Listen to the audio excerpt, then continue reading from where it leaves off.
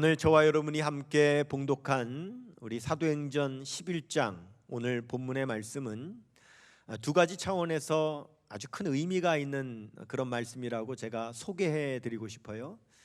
첫 번째는 우리 기독교 역사적으로 아주 큰 의미가 있는 본문입니다. 오늘 본문의 사건으로 인해서 그동안에는 유대인에게만 복음을 전하다가 이제 처음으로 이방인 선교를 시작하게 된, 세계 열방의 선교가 시작된 그런 사건이 바로 오늘 본문 말씀의 사건입니다.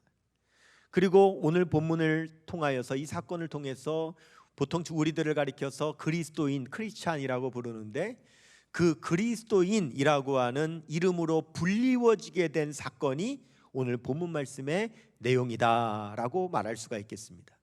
사도행전 11장 26절을 같이 읽겠습니다. 한 목소리로요. 만남에 안디옥에 데리고 와서 둘이 교회에 1년간 모여 있어 큰 무리를 가르쳤고 제자들이 안디옥에서 비로소 그리스도인이라 일컬음을 받게 되었더라 그랬습니다. 그래서 역사적으로도 아주 중요한 계기가 된 사건이 오늘 본문 말씀으로 의미가 있습니다. 또 한 가지 의미는 이건 사실 지극히 아주 개인적인 저의 그런 사적인 그런 계기인데, 제가 25살에 신학대학을 이제 졸업을 하고 바로 서울 성수동에 있는 성진교회라고 하는 교회에 풀타임으로 전담 전도사로 처음 부임을 하게 됐습니다. 그 교회에서 사역을 시작한 지 얼마 안 되었을 때에 하루는 토요일이었는데 담임 목사님이 저를 부르시더니 권 전사, 내일 저녁에 헌신 예배가 있는데 헌신 예배 강사로 설교하게 그러시는 거예요. 제가 21살부터 교육 전도사를 시작해서 맡은 기관에서 설교는 했었지만 그렇게 주일 저녁 예배, 장년 예배, 헌신 예배 강사로는 그때까지 한 번도 서본 적이 없었는데 처음으로 헌신 예배 강사로 설교할 수 있는 기회가 주어진 거죠. 야, 이런 역사적이고 저 개인적으로 이런 중차대한 그런 헌신 예배 설교를 세상에 미리 좀 알려주시지, 전날 토요일날 다음날 하라고 알려주신 거예요. 그래서 집에도 못 가고 토요일 저녁에 제 사무실에 앉아가지고 설교 준비를 하는데 얼마나 그 중압감이 부담스럽든지 도대체 설교 준비가 안 되는 거예요. 부담스러워서요. 그래서 새벽 1시가 넘도록 본문도 못 정하겠는 거예요. 성경을 구약성경, 신약성경 왔다 갔다 아무리 본문을 찾아도 하얀 거는 종이요 검은 것은 글씨요, 도대체 본문이 안 잡히는 거예요. 그래서 그냥 이리저리 씨름을 하다가 새벽 1시쯤 돼서 저도 모르게 스르르 책상에 엎어져 잠이 들어버렸어요. 근데 그 깜빡 잠이 들었는데 꿈을 꾸게 됐는데 얼마나 제가 그냥 그 중압감이 있었든지 꿈에 저녁 헌신 예배 강단에 서 있는 거예요. 그런데 헌신 예배 강단에 제가 딱 섰는데 설교를 시작하는데 바로 오늘 본문 사도행전 11장 말씀을 가지고 설교를 하는데 설교를 시작부터 끝까지 꿈에 다 하는 거예요. 그 설교 한 편을 강단에서 다 하고 잠이 깼어요. 깼는데 제가 꿈에 한 설교 내용 전체가 토시 하나 안 빠뜨리고 다 생각이 나는 거예요. 그래가지고 그 새벽에 그 꿈이 한 설교를 그대로 다 받아 적어가지고는 저녁에 헌신 예배 때 첫 헌신 예배, 처녀 헌신 예배 설교 강사로 설교를 하게 된 거죠. 그날 헌신 예배 때 설교를 잘했을까요? 잘했을까요? 잘했죠. 성도님들이 엄청 은혜를 받은 거예요. 왜요? 꿈에 받은 설교니까. 그래서 그때 제가 첫 헌신 예배 설교 본문을 바로 오늘 본문으로 설교했었던 바로 그런 저에게 그런 계기가 있었던 본문입니다. 제가 오늘 여러분들에게 그때 꿈에 받은 설교를 오늘 다시 하려고 하는 것은 아니고요.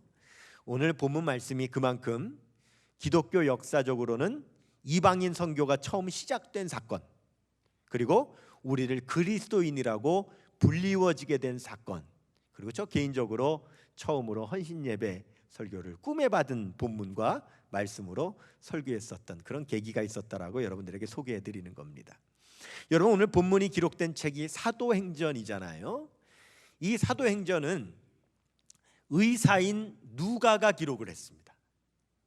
그런데 이분이 의사란 말이죠. 이분은 신학자도 아닙니다. 이분은 작가도 아닙니다. 이분은 역사가도 아닙니다. 그런데 그가 성령의 감동을 받아 이 사도행전을 기록했는데, 이 사도행전을 읽으면은요, 신학자도 놀라고 작가도 놀라고 역사가도 놀랍니다. 신학자는요, 아니 그가 신학자도 아닌데 어떻게 초대교회의 역사의 중심인 교회 신학과 선교 신학에서 절대 벗어나지 않는 그러한 신학의 두 기둥에 대해서 어떻게 이렇게 사도행전에 제대로 잘 기록하고 있는가라고 신학자들이 놀라요.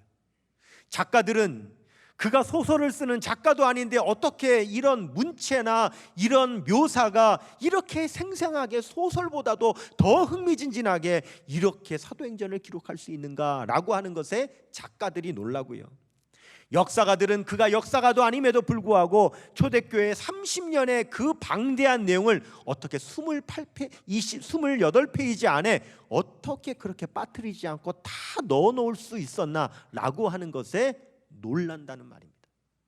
여러분, 그래서 이 사도신경 하나님의 말씀은 읽어보면 참으로 신비한 하나님의 말씀인데, 이 말씀을 우리가 이 비밀을 풀어낼 수 있는 열쇠가 있어요. 그 열쇠는 사도행전은 처음부터 끝까지 성령의 역사거든요. 성령께서 역사하시는데, 성령께서 사람을 들어서 역사하시는데, 성령께서는 5명의 사람을 들어서 사도행전에 역사하신 그 내용을 기록하고 있는 거예요. 그래서 그 5사람을 여러분들이 알면 사도행전을 읽고 성령께서 어떻게 사람을 통하여 역사하시는 사도행전인지를 여러분들이 깨달을 수 있게 되는데, 그 5사람이 누구냐? 첫 번째가 베드로예요. 베드로는 초대교회의 지도자로 쓰임을 받았어요. 두 번째가 스데반이에요. 스데반은 초대교회의 순교자로 쓰임 받았어요. 세 번째가 빌립이에요. 빌립은 초대교회의 전도자로 쓰임 받았어요. 네 번째가 바나바예요. 바나바는 초대교회의 위로자로 쓰임 받았어요. 5번째가 바울이에요. 바울은 초대교회 선교사로 쓰임을 받았어요.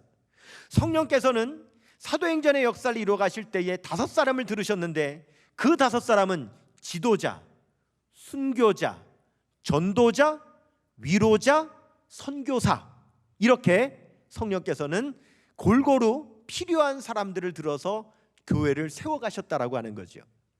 여러분, 초대교회에 성령께서 역사하시는 그 역사하심을 이 누가는 어떻게 묘사를 하고 있냐면, 주님의 손이 함께 하셨다, 이렇게 표현합니다. 그래서 막 작가들이 놀라는 겁니다. 이 표현 자체가 너무 아름다운 거예요. 성령께서 하시는 역사를 주님의 손이 함께 하셨다라고 하는 아름다운 시적인 묘사, 소설보다도 아름다운 그런 묘사를 사용한다는 거죠.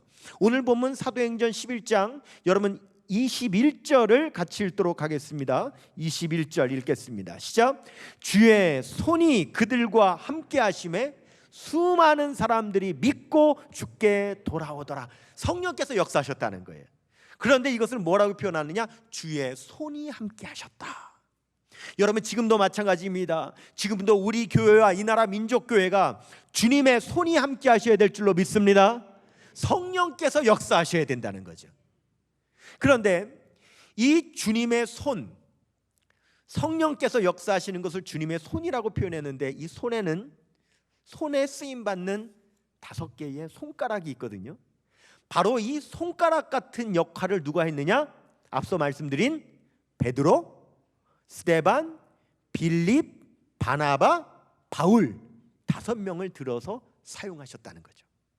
여러분, 굳이 비유를 들자면 성령님, 주님의 손인 성령님께 쓰임받은 5 손가락 같은 인물 가운데 오늘 저는 그 중에 굳이 비유를 들자면 4번째 손가락 같은 인물을 소개하려고 하는데, 우리가 보통 반지를 낄 때 4번째 손가락에 끼죠. 바로 이 4번째 손가락에 끼는 반지는 귀금속 보석이잖아요. 바로 이 바나바는 4번째 손가락 같은 사람입니다. 초대교회의 보석반지 같은 사람이에요. 그는요 존귀하고요, 그는 아름답고요, 그는 변함이 없습니다. 여러분, 처음에 교회가 세워질 때는 예루살렘에 세워졌거든요. 예루살렘에 있는 교회가 성령 충만을 받고 부흥해 나가기 시작을 합니다. 사도행전 2장 47절 말씀 보시면은요, 하나님을 찬미하며 또 온 백성에게 칭송을 받으니 주께서 구원받는 사람을 날마다 더하게 하시니라 그랬어요. 예루살렘의 교회가 날마다 구원받는 사람이 더해지는 부흥이 일어나게 된 비결을 두 가지로 말씀하는데, 첫 번째는 온전히 하나님을 찬미하고 온 백성에게 칭송받게 되므로 날마다 구원받는 사람이 더해진다 그랬어요. 여기는 바로 부흥의 비결이 기록되어 있는데, 교회가 부흥되는 비결은요, 첫 번째는 하나님께 온전히 예배드리는 것이고, 두 번째는 세상의 사람들, 이웃들로부터 칭송받게 되는 거예요. 그때 교회가 부흥되게 되는 줄로 믿습니다. 그런데 가만히 보면 지금 이 코로나의 어려운 시절에 우리 교회에 두 가지가 결핍이 되었는데, 첫 번째는 온전한 예배가 지금 결핍이 되었죠. 우리가 온전히 예배드릴 수 없는 그런 어려운 상황 가운데 있어요. 두 번째는 온 백성들로부터 칭송을 받아야 되는데, 우리가 백성들로부터 칭송받는 것이 지금 결여돼 있죠. 그래서 여러분이 코로나 시대가 지나가고 우리 민족교회, 우리 교회가 다시 초대교회처럼 부흥되는 비결과 그 숙제는 다른 데 있는 것이 아니라 온전한 예배의 회복과 사람들로부터, 백성들로부터 칭송받는 것이 회복될 때에 여러분, 교회가 다시 회복될 줄로 믿습니다. 다른 데서 찾으면 안 됩니다. 온전한 예배의 회복, 그리고 백성들로부터 칭송받는 것이 회복되는 것이 지금 민족교회와 저와 여러분에게 가장 절실한 과제다라고 하는 것이죠. 그러나 여러분, 교회가 아무리 예배를 온전히 드리고 아무리 사람들로부터 칭송을 받는다 할지라도 근본적으로 교회는요, 핍박을 면할 수는 없습니다. 교회는 부흥되면 부흥될수록 이 악한 세상 가운데서, 마귀가 배후에서 지배하는 세상 가운데서 반드시 핍박을 당하게 돼 있는데, 이 예루살렘 교회도 부흥은 되었지만 큰 핍박을 당합니다. 특별히 스데반이 순교를 당하게 됨으로 인하여서 교회는 그때부터 엄청난 핍박을 받고 성도들이 견디지 못하고 예루살렘에서 사방으로 흩어져 도망을 가는 사건이 벌어지게 되죠. 사도행전 8장 1절을 같이 읽겠습니다. 시작. 사울은 그가 죽임당함을 마땅히 여기더라. 스데반 죽임당함을 마땅히 여겼다는 겁니다. 그날에 예루살렘에 있는 교회에 큰 박해가 있어 사도 외에는 다 유대와 사마리아 모든 땅으로 흩어지니라. 도망가게 됐다는 거예요. 얼마나 핍박이 심한지 도망치게 된 거예요. 그런데 교회가 핍박을 당하면서 교회가 소멸됐느냐, 성도들이 흩어졌기 때문에 교회가 망했느냐? 아니죠. 놀랍게도 교회가 더 부흥되고 심지어 이방인에게까지 복음이 증거되고 이방인 교회가 세워지는 역사가 일어나게 되죠. 여기서 우리가 알 수 있는 것은, 여러분, 교회는요, 성장해 나갈 때 먹는 자양분이 있는데, 교회의 성장의 자양분 중에 하나가 핍박이라고 하는 거예요. 교회는 환난과 핍박이 있을 때에 건강하게 성장할 수가 있어요. 이런 명언이 있습니다. 한번 따라해 볼게요. 교회가 마귀로부터 핍박을 받으면 성도들은 하나됨이 일어나지만, 교회가 마귀로부터 평안하면 성도들 간에 핍박한다. 여러분, 스데반의 순교, 교회의 핍박은 도리어 교회의 자양분이 되어서 심지어 흩어진 자들이 나가서 이방인에게 복음을 전하게 되고, 안디옥에 이르게 되었을 때는 최초로 이방인의 교회가 세워지는 역사가 일어나게 되는 거죠. 사도행전 11장 19절에서 21절 읽겠습니다. 같이요. 그때에 스데반의 일로 일어난 환난으로 말미암아 흩어진 자들이 베니게와 구브로와 안디옥까지 이르러 처음에는 유대인에게만 말씀을 전하는데, 그 중에 구브로와 구론의 몇 사람이 안디옥에 이르러서 헬라인에게도 말하여 주 예수를 전파하니, 처음으로 외국인에게 전도를 한 겁니다. 주의 손이 그들과 함께 하심에 수많은 사람들이 믿고 주께 돌아오더라. 할렐루야. 이제 이방인의 전도가 시작되고 이방인 교회가 세워지고 세계 열방의 교회 부흥이 시작된 거죠. 이렇게 이방인 지역에 교회가 세워져서 부흥이 되었다는 소식이 예루살렘 교회에 전해집니다. 그때 예루살렘 교회에 있던 지도자들이 그 안디옥 교회에 선교사 목회자를 파송을 하는데, 누구를 파송하느냐? 바나바를 파송을 하는 거죠. 그러면 아니, 예루살렘 교회 지도자들이 많이 있는데 왜 그 중에 바나바를 파송하는가? 여러분이 안디옥 교회가 어떤 교회입니까? 핍박을 당해서 흩어진 사람들이 모인 교회입니다. 여전히 환란이 있습니다. 여전히 핍박이 있습니다. 그들에게는 수많은 상처가 있어요. 아픔이 있어요. 그러면 누가 가면 그 핍박받고 상처받은 성도들을 위로하고 치유해 줄 수 있겠는가? 그래서 그런 영성과 그런 성품이 있는 사람을 보내게 된 겁니다. 그 사람이 바나바인 거죠. 여러분, 바나바는 이름이 아니에요. 원래 그의 본명은 요셉입니다. 바나바는 별명이라 그랬어요. 초대교회 성도들이 별명을 붙여줬는데 바나바라고. 바나바라고 하는 뜻이 뭐냐 하면 위로의 아들이다라고 하는 뜻이에요. 사도행전 4장 36절을 같이 읽겠습니다. 시작. 구브로에서 난 레위족 사람이 있으니 이름은 요셉이라, 사도들이 일컬어 바나바라, 번역하면 위로의 아들이라 그랬어요. 여러분, 위로의 아들이라는 말이 뭐예요? 아버지가 위로라는 말이죠. 아버지가 위로라는 거예요. 즉 이 사람은요, 위로를 타고났다는 거예요. 얼마나 사람들을 위로하고 격려를 잘하는지 위로를 타고났다. 그래서 바나바, 위로의 아들이다, 이렇게 이름을 붙여준 거예요. 저와 여러분은 어떻습니까? 여러분도 위로가 필요합니까? 나는 위로 없이 살아갈 수 있어. 난 위로 없어도 나는 충분히 이 세상 살아갈 수 있어.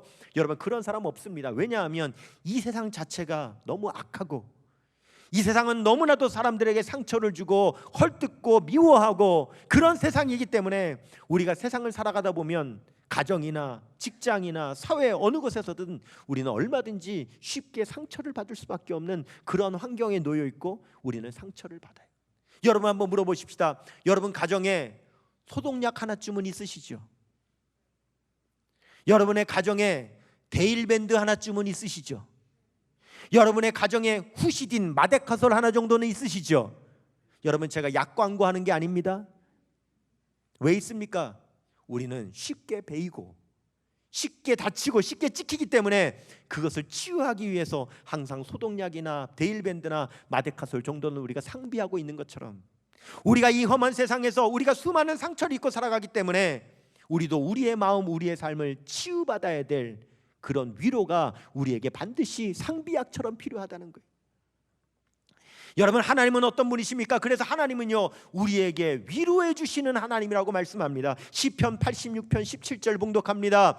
은총의 표적을 내게 보이소서. 그러면 나를 미워하는 그들이 보고 부끄러워하오리니 여호와여, 주는 나를 돕고 위로하시는 이시니이다. 하나님은 위로하시는 분이라고 그랬어요.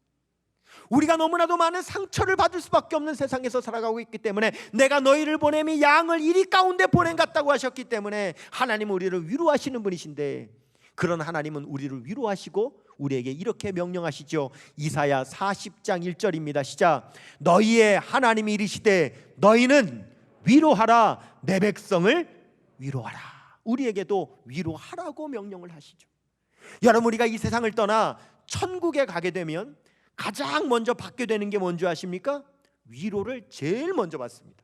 요한계시록 7장 17절에요. 같이요, 시작. 이는 보좌 가운데에 계신 어린 양이 그들의 목자가 되사 생명수 샘으로 인도하시고 하나님께서 그들의 눈에서 모든 눈물을 씻어 주실 것임이라. 아멘. 우리가 천국 가면 하나님께서 눈물 씻어 주시는 위로부터 받는 거예요. 교회는 천국의 모델이라고 하죠. 그렇다면 여러분, 우리가 천국의 모델이라면 우리 교회 안에서 이루어져야 될 일도 바로 눈물 씻어주는 일, 위로하는 일이 우리 교회에서도 가장 먼저 일어나야 될 줄로 믿습니다. 우리가 이런 바나바 같은 사람이 될 수 있다면 얼마나 좋을까요? 이런 바나바 같은 사람이 우리 옆에 있다면 여러분 얼마나 좋을까요? 이제 바나바가 소문을 듣고 파송되어 안디옥에 도착을 했어요. 안디옥의 성도들을 보니까 그들이 너무나도 은혜 가운데 있어서 이렇게 권면하죠. 사도행전 11장 23절입니다. 시작. 그가 이르러 하나님의 은혜를 보고 기뻐하여 모든 사람에게 굳건한 마음으로 주와 함께 머물러 있으라 권하니. 갔더니 하나님의 은혜가 있는 거예요. 얼마나 기쁘든지 굳은 마음으로 주님께 꼭 붙어 있으라 그렇게 권했다 그랬어요. 여러분, 여기 권했다고 하는 말이요, 음식을 권한다 이런 권한다는 뜻이 아닙니다. 이 권한다라고 하는 말은 헬라어로 파라칼레오라고 하는 말이에요. 이 카라팔레오라고 하는 말이 여러분 무슨 뜻이냐면, 파라라고 하는 말이 곁에, 칼레오라고 하는 말이 부르다라는 말이에요. 파라칼레오는 곁으로 부르다, 다른 말로 위로한다라는 말이에요. 그래서 이 바나바가 안디옥 교회에 도착해서 제일 먼저 한 것은 위로하는 일을 했다는 거예요. 바나바가 이렇게 위로하는 사람이 될 수 있었던 것 얼마나 귀한지 모릅니다. 교회는요, 여러분 어떤 사람이 있어야 되느냐? 위로하는 사람이 있어야 되고, 교회 안에서는 위로받는 역사가 일어나야 될 줄로 믿습니다. 여러분, 바나바가 이렇게 위로할 수 있는 사람이 된 것은 다름이 아니라 그가 성령 충만했기 때문이라고 성경은 말씀합니다. 사도행전 11장 24절이에요. 시작. 바나바는 착한 사람이요 성령과 믿음이 충만한 사람이라 이에 큰 무리가 주께 더하여지더라. 그가 성령 충만한 사람이라 그랬어요. 여러분, 성령은 헬라어로 파라클레토스예요. 아까 위로한다는 말이 뭐라 그랬어요? 파라칼레오, 파라칼레오, 파라클레토스. 되게 비슷하죠? 근데 이건 비슷한 말이 아니라 같은 말이에요. 파라클레토스라고 하는 말도 위로한다는 말이에요.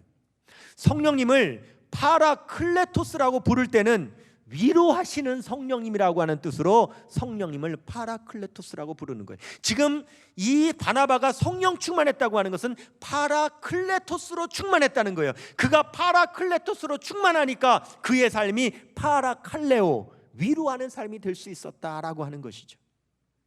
제가 바나바를 묵상하다가 참 놀라운 사실을 깨닫게 됐는데요, 우리 교회의 비전, 믿음의 역사, 사랑의 수고, 소망의 인내가 바나바에게 다 있는 것을 발견하게 됐어요. 바나바는 일평생 믿음의 역사로 산 사람입니다. 전승에 의하면 이 바나바는 구브로의 살라미스라고 하는 곳에서 마지막에 최후의 순교를 하게 되는데, 그는 순교하기까지 초대교회의 믿음의 큰 역사를 나타낸 사람이 바로 바나바였어요. 두 번째, 그는요 사랑의 수고를 아끼지 않은 사람입니다. 성경에 바나바에 대해서 처음 나오는 내용이 뭔지 아십니까? 그가 자신의 재산을 다 팔아다가 교회에 헌금하여 가난한 사람을 구제하였다라고 하는 것이 성경에 나오는 첫 번째 내용이에요. 그는요 자신의 재산을 가난한 사람들을 위해서 아낌없이 사랑의 수고로 다 내놓았어요. 뿐만 아니라 그는 일평생 위로하고 그 다음에 치유하는 그런 위로자로 일평생을 살았어요. 세 번째, 그는요 소망의 인내를 한 사람입니다.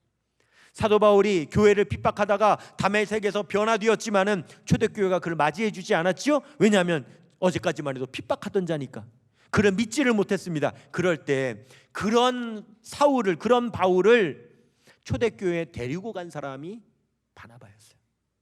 그리고 그가 사역이 없을 때에 그가 선교 사역을 할 수 있도록 안디옥에 먼저 바나바가 갔다가 그 다음에 바울을 데리고 와가지고는 안디옥에서 처음 선교 사역을 할 수 있도록 시켜준 사람도 바나바였어요.